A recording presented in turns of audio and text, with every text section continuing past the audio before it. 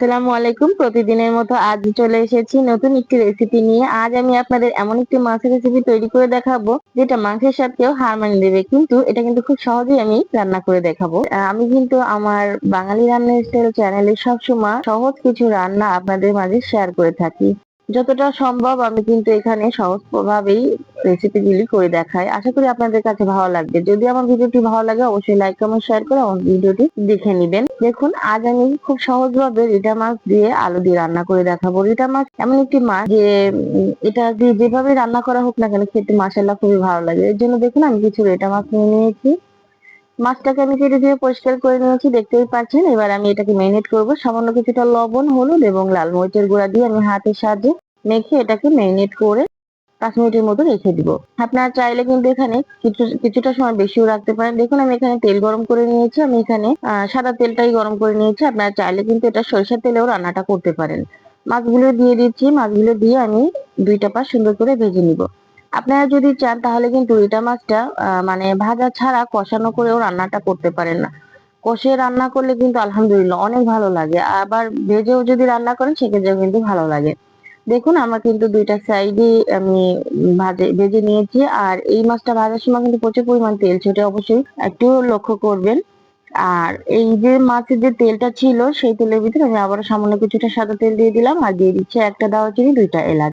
এখন দিয়ে দেবো পেঁয়াজ। আমি হাফ কাপের কিছুটা কম পেঁয়াজ এখানে দিয়ে দিয়েছি। দিয়ে এটাকে ব্রাউন কালার করে ভেজে নিব।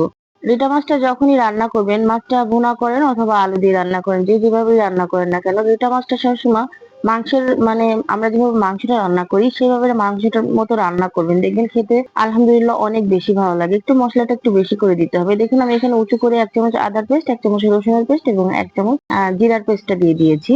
এটাকে একটু সময় নিয়ে নেড়ে চেড়ে ভেজে কাঁচা ফ্লেভারটা সরে গেলে দিয়ে দেবো লবণ, 1 চামচ হলুদের গুঁড়া, 2 চামচ লাল মরিচের গুঁড়া এবং 1 চামচ ধনিয়া গুঁড়া।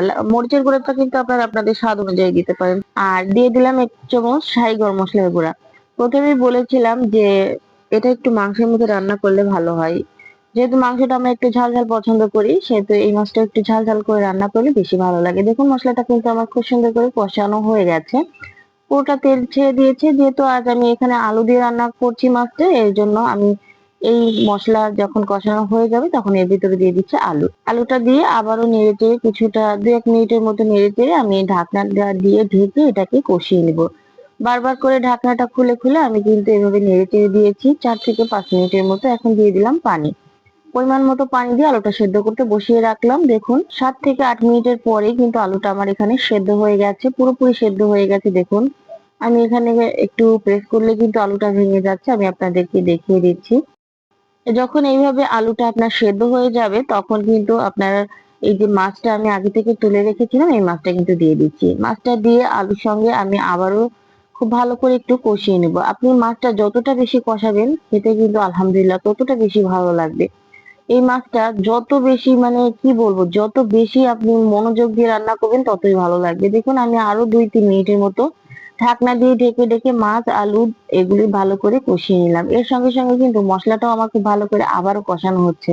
মশলা যত কষাবেন, মাছ যত কষাবেন, তরকারির ফ্লেভার এবং টেস্ট ততই বেশি বাড়বে। দেখুন মাছ এবং আলু দুটোই কিন্তু আমার সেদ্ধ করা। এখন খুবই সামান্য পরিমাণ পানি দিয়ে ঢাকনা দিয়ে ঢেকে রান্না করলাম 5 মিনিট। 5 মিনিট পরে এখানে আমি দিয়ে দেব 4-5টা কাঁচামরিচ। এটা শুধুমাত্র একটু ফ্লেভারের জন্য। আর মাছটাকে আমি একটু উল্টে পাল্টে দেবো। যেহেতু 5 মিনিট এই পাশে রান্না করা হয়েছে, আর 5 মিনিট আমি আবার একটু মাছটাকে উল্টে পাল্টে রান্না করব। দেখুন আমি আরো 5 মিনিট এটাকে রান্না করছি। 5 মিনিট পরে দেখুন আমার মাছের যে লুকটা এসেছে দেখলে কিন্তু এখনই লোভ লাগছে। এখন দিয়ে দেবো 1 চামচ ভাজা জিরার গুঁড়া এবং হাফ চামচ গরম মশলার গুঁড়া। আপনারা চাইলে কিন্তু গরম মশলাটা স্কিপও করতে পারেন। আর এখানে কিন্তু ধনিয়া পাতা দেওয়ার কোনো প্রয়োজন নেই। এভাবে জিরার গুঁড়া ও গরম মশলার গুঁড়াটা দিলে কিন্তু ফ্লেভারটা বেশি ভালো আসবে। এখন আমি নেড়ে চেড়ে আলতো হাতে একটু ঢাকনা দিয়ে ঢেকে এটাকে 2 মিনিট রেস্টে রাখবো। এতে করে কাঁচামরিচ এবং যে জিরা ভাজা গরম মশলা ভাজা যে গুঁড়াটা আমি দিয়েছি এটাকে সুন্দর একটা ফ্লেভার আনবে। দেখুন আমি কিন্তু এটা সার্ভ করে দিয়েছি। দেখতে মাশাআল্লাহ কতটা লোভনীয় লাগছে।